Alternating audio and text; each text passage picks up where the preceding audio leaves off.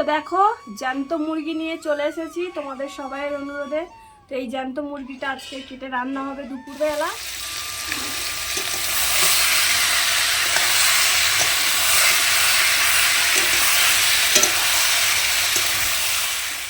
নমস্কার বন্ধুরা, শুভ সকাল। দক্ষিণ 24 পরগনা জেলার ছোট্ট একটি গ্রাম থেকে মা মান্টু ভিলেজ ব্লগ চ্যানেলে একটা নতুন ভিডিওতে সবাইকে অনেক স্বাগত, অনেক ভালোবাসা। তো কেমন আছো সবাই? আশা করি সবাই ভালো আছো, সুস্থ আছো, আর তোমাদের আশীর্বাদে আমরা এখন ভালো আছি। তো আজকে রবিবার আর এখন বাজে সকাল 9টা, আর এখন থেকে তোমাদেরকে সাথে নিয়ে ভিডিওটা শুরু করছি। আশা করি ভিডিওটা তোমাদের ভালো লাগবে। তো ভিডিওটা কেউ স্কিপ করবে না, স্কিপ করলে কিছুই বুঝতে পারবে না। তো আজকে একটা ধামাকাদার ভিডিও নিয়ে চলে এসেছি তোমাদের কাছে। তোমাদের অনুরোধে নিয়ে চলে এসেছি আজকে জ্যান্ত মুরগি।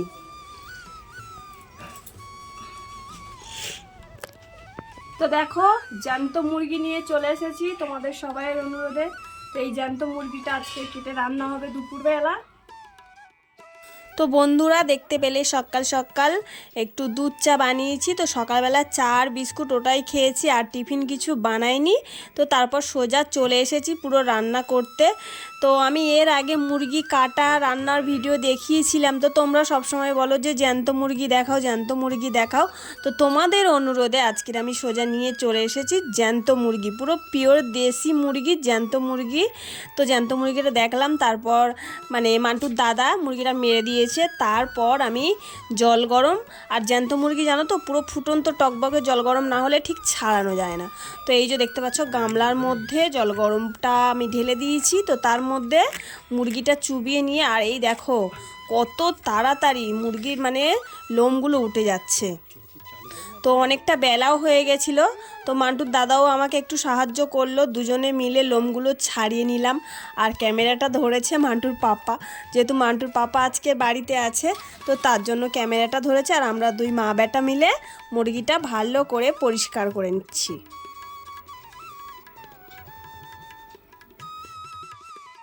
আর এই মুরগিটা না বেশি বড় না, হয়তো ওজনে 1 কেজির কাছাকাছি একটু হবে। এটা পুরো পিওর দেশি কটকি মুরগি যাকে বলা হয়। তো এটা এসেছে আমার বাপের বাড়ি থেকে। তো ওখানে আমি মুরগি ছোট ছোট বাচ্চা দিয়েছিলাম, তো সেটাই বড় হয়েছে। তো তার মধ্যে একটা পাঠিয়ে দিয়েছে আমাদের খাওয়ার জন্য। তো সেটাই আমি আজকে নিয়ে এসেছি। নিয়ে এটা আজকে দুপুরে আমাদের রান্না হবে। আর এই মুরগিটা কেটে ওই 600 মতন মাংস হয়েছিল। তো এই মুরগিটা না খেতে খুবই টেস্টি হয় আর খুব স্বাদ হয়। তো এটা আমি আজকে পেঁপে আর আলু দিয়ে আজকে তরকারি বানাবো। তো পেঁপে দিয়ে আর আলু দিয়ে দেশি মুরগির পাতলা ঝোল কারা কারা খেতে পছন্দ করো আমাকে কিন্তু অবশ্যই কমেন্টে জানিও। আমরা তো খুবই পছন্দ করি। তো তোমরা কারা কারা পছন্দ করো আমাকে কমেন্টে জানিও। তো চলো মুরগিটা তাড়াতাড়ি কেটে নিই, বেলাও অনেকটা হয়ে গেছে, রান্না বসাতে হবে।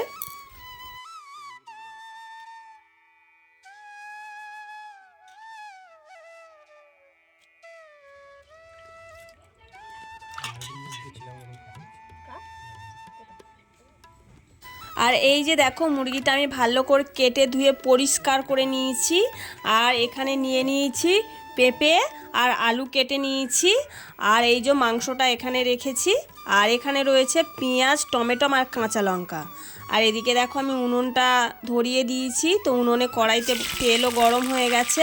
প্রথমে আমি পেঁপে আর আলুটা একটু ভালো করে লাল লাল করে ভেজে নেব।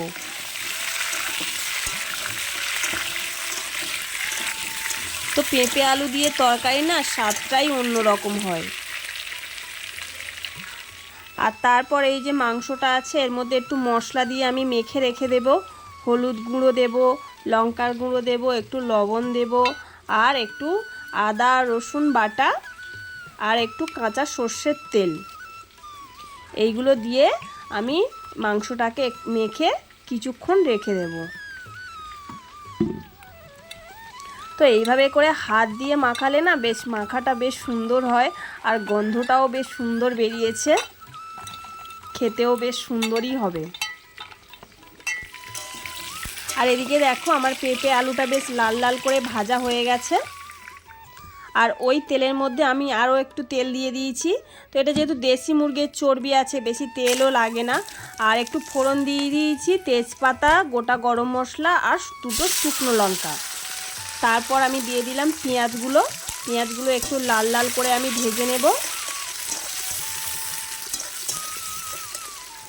আর এই যে এদিকে দেখো পেঁপে আলুগুলো তুলে রেখেছি, কত সুন্দর লাগছে না ভাজাটা। তারপর আমি পেঁয়াজটা আর একটু ভালো করে ভেজে নেব। আর তারপর আমি একে একে সব মশলাগুলো এর মধ্যে দিয়ে দেব। টমেটো কুচি, কাঁচা লঙ্কা সমস্ত এটাও একটু আমি ভালো করে নাড়াচাড়া করে ভেজে নেব। তো এটা আমার ভাজা হয়ে গেছে। তো এর মধ্যে দিয়ে দিয়েছি লবণ, হলুদ গুঁড়ো আর লঙ্কার গুঁড়ো, আর দিয়ে দেবো আদা রসুন বাটা। সবগুলো একসাথে করে এই মশলাটাকে একটু ভালো করে কষিয়ে নেব। আর এই যে মশলাটা আমার কষানো হয়ে গেছে, তারপর আমি দিয়ে দিয়েছি মাংসটা। তো যেহেতু এটা দেশি মুরগি, তো একটু ভালো করে না কষাতে হয়। মুরগিটা একটু ভালো করে না কষালে তরকারির স্বাদটা ভালো হয় না। তো তার জন্য আমি একটু ভালো করে কষিয়ে নেব।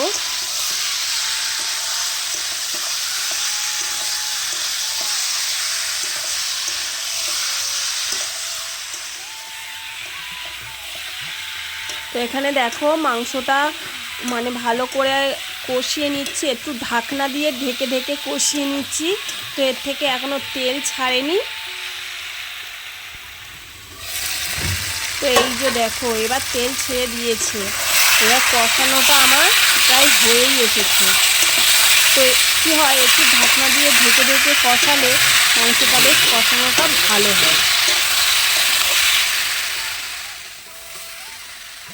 তো এই যে দেখো এখানে আমার কষানো হয়ে গেছে। তো এর মধ্যে আমি দিয়ে দেবো ভেজে রাখা আলু আর পেঁপে। তো এটাকেও আমি একটু ভালো করে কষিয়ে নেব।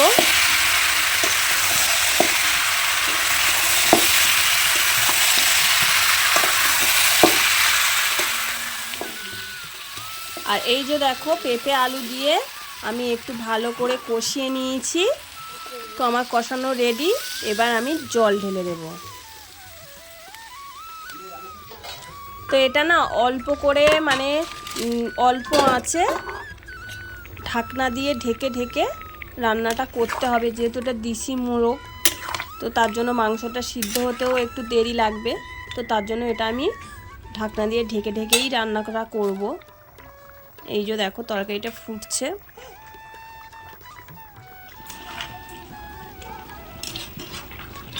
তো প্রায় আধ ঘন্টার বেশি 40 মিনিট হয়ে গেছে আমি ঢাকনা দিয়ে ঢেকে ঢেকেই মানে মাংসটা রান্না করছি। তো উনুনে দেশি মুরগির স্বাদ উফ কী যে দারুণ লাগে। তো দেখো প্রায় আমার 1 ঘন্টার কাছাকাছি লেগেছে মাংসটা রান্না করতে। তো আমার তরকারিটা হয়ে এসেছে, মাংসও সিদ্ধ হয়ে গেছে, আলু পেঁপে পুরো গলে ক্ষীর। তো এবার আমি দিয়ে দেবো একটু গরম মশলা গুঁড়ো। আর গন্ধটা না খুব সুন্দর বেরিয়েছে, আর খেতেও খুব সুন্দর স্বাদ হয়েছে। তো এইভাবে করে দেশি মুরগির ঝোল তোমরা কারা কারা খেতে পছন্দ করো আমাকে অবশ্যই কমেন্টে জানিও। তো জিভে জল চলে আসছে। তো এবার খাওয়া দাওয়া শুরু হবে। তো বেলাও অনেকটা হয়ে গেছে, প্রায় 2টো বাজে। এই যে মান্টুর পাপার আর আমার ভাত বেড়ে নিয়েছি। তো আজকের আর বেশি তরকারি করতে পারিনি, এই পুরো দেশি মুরগির লাল লাল ঝোল দিয়েই আজকে দুপুরে সাঁটিয়ে ভাতটা খাওয়া হবে। তো এখানে দেখো দুজনের ভাত বেড়ে নিয়েছি, আর দুজনার ভাতের মধ্যে একটু করে তরকারি নিয়ে নিচ্ছি।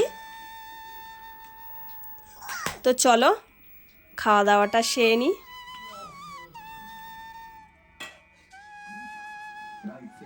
ভাত তরকারি নিয়ে আমরা ঘরে চলে এসেছি, আর এই যে গামলার মধ্যেও তরকারি কাটিয়ে নিয়ে চলে এসেছি। তো এবার মাংসটা খেয়ে দেখি কতটা টেস্টি হয়েছে। উফ খেতে কি যে দারুণ হয়েছে আর কি বলবো তোমাদের। তো বন্ধুরা ভিডিওটা আমি আজকের এখানেই শেষ করছি। তো তোমরা অনুরোধ করেছিলে বলেই আমি গোটা জ্যান্ত মুরগি কেটে আজকে রান্না করে দেখালাম। তো ভিডিওটা কেমন লাগলো আমাকে কিন্তু অবশ্যই কমেন্ট করে জানাবে। আর ভালো লাগলে একটু লাইক করবে, অনেক করে শেয়ার করবে। আর আমার চ্যানেলে যারা নতুন বন্ধু আছো আমার চ্যানেলটিকে সাবস্ক্রাইব করে আমার পাশে থেকো। তো চলো আজকের এই পর্যন্ত, সবাই ভালো থাকবে, সবাইকে টাটা।